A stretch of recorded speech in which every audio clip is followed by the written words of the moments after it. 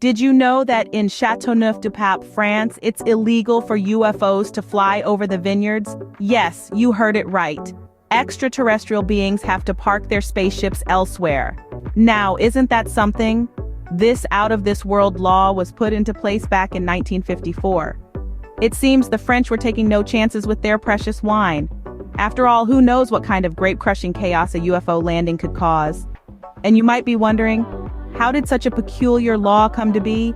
Well, the mayor at the time was a fan of science fiction, and he thought it would be a fun way to put his small town on the map. Can you imagine the aliens, though?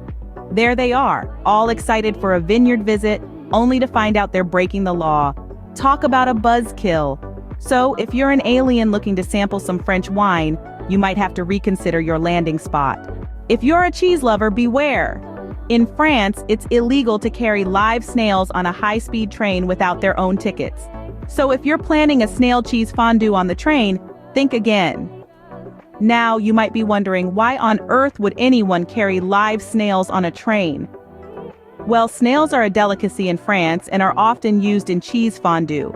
But here's the twist.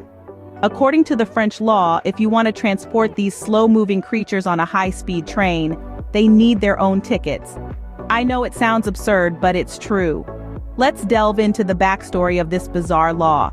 It all started when a man, let's call him Pierre, decided to bring along his pet snails on a train journey. Perhaps Pierre was planning a delicious snail cheese fondue for his dinner, but oh dear, he didn't buy separate tickets for his slimy companions. The train conductor, who apparently had a keen eye for such peculiarities, noticed Pierre's unusual travel buddies.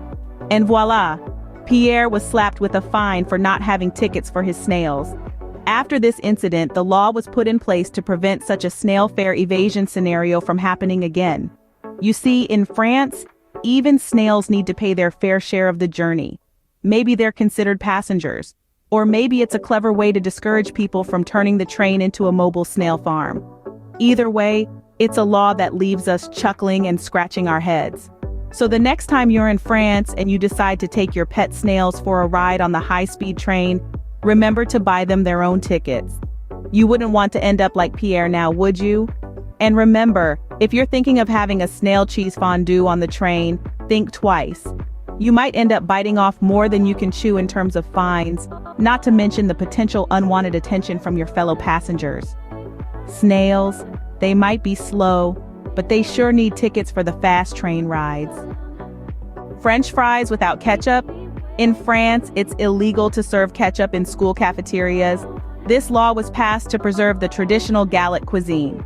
Now, if you're a ketchup lover, this might sound like a culinary apocalypse. But hey, don't panic just yet. It's not like they've banned all condiments.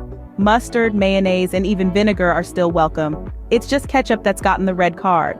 Or should we say the red sauce card? You see, France takes its food very seriously. It's not just about filling the belly. It's about tradition, heritage, and culinary artistry. And ketchup, well, it's seen as a bit of an intruder, a culinary gatecrasher that drowns out the subtleties of French cuisine with its tangy, tomatoey tyranny. And what about the humble French fry, you ask? How does it feel, stripped of its loyal partner, left to face the world alone? Well, perhaps it's a bit like a solo skydiver, finally free to show off its crispy golden glory without being overshadowed by ketchup's vibrant red. But let's not forget the real victims here, the children.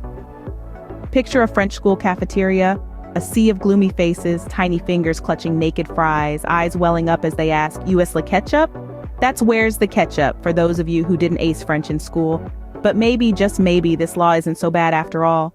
After all, it's teaching the next generation to appreciate the finer nuances of their culinary heritage. And who knows, maybe they'll grow up with a newfound love for Dijon mustard or aioli. So, next time you're in a French school cafeteria, don't ask for ketchup.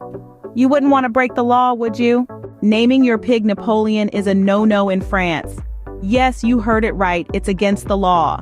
Now, you might be asking yourself, why on earth would the French care about what I name my pig? Well, it all goes back to the history of a certain charismatic and slightly short Frenchman, Napoleon Bonaparte.